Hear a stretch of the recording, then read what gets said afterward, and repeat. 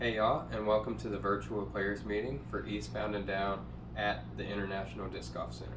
I'd first like to thank the International Disc Golf Center and the PDGA for being such wonderful and gracious hosts. We have 3 beautiful courses we're playing tomorrow, so make sure if you see one of the staff, you tell them thank you for all their hard work. This is our players meeting, so let's get right into it. I'm going to try to keep it short and sweet. Tomorrow morning, we'll have check-in in the lobby of the IDGC. You just come in that front room. For the first few minutes, the pro shop will be locked, but it will open up later in the day. Come in the lobby, check in, make sure you see your hole assignments, and you can go ahead and go out. Remember, we're still kind of in a pandemic. If you don't feel good, don't come. We don't want to risk it, no spread of anything.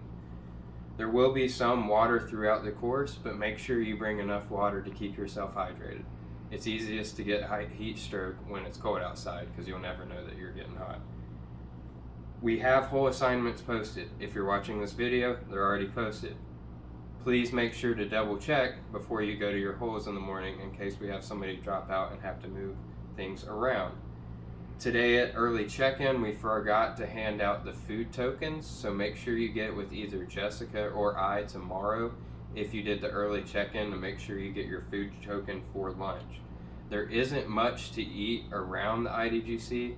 There are a few choices, but very limited. So if you didn't buy a lunch, make sure to bring a lunch or plan on having a little bit of a drive.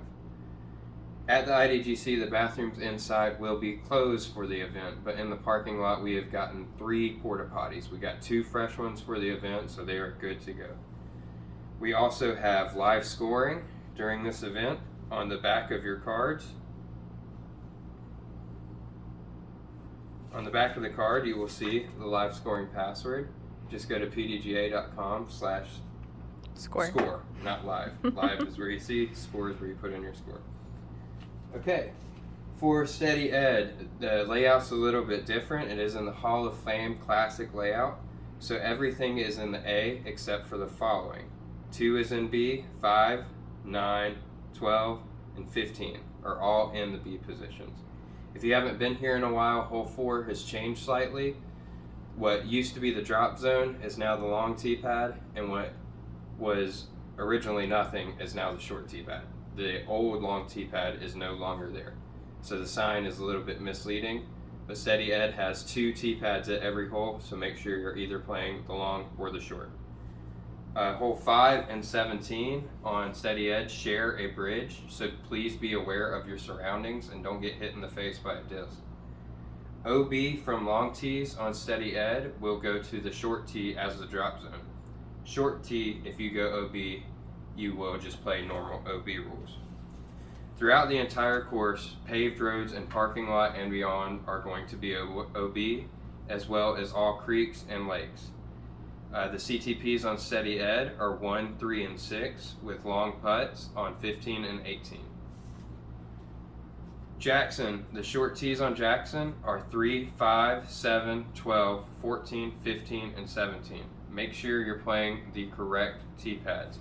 All the hole rules for Jackson are on the back of the scorecard, as well as the live scoring. It does have some roped off OBs throughout the course. Jackson CTPs are 4, 13, and 16 with long putts on 1 and 18. Warner, the short tee pads on Warner are 2, 3, 8, 9, 10, 12, 13, and 18. The CTPs will be 4, 13, and 17 with long putts on 11 and 18. All of this I pulled from the back of your scorecards. These will be on live scoring as well. So make sure you're looking out. The person on top of the card will keep the live scoring. The second person will take the paper. We are excited to see you all. Remember the time change, and we'll see you in the morning. Thanks, y'all.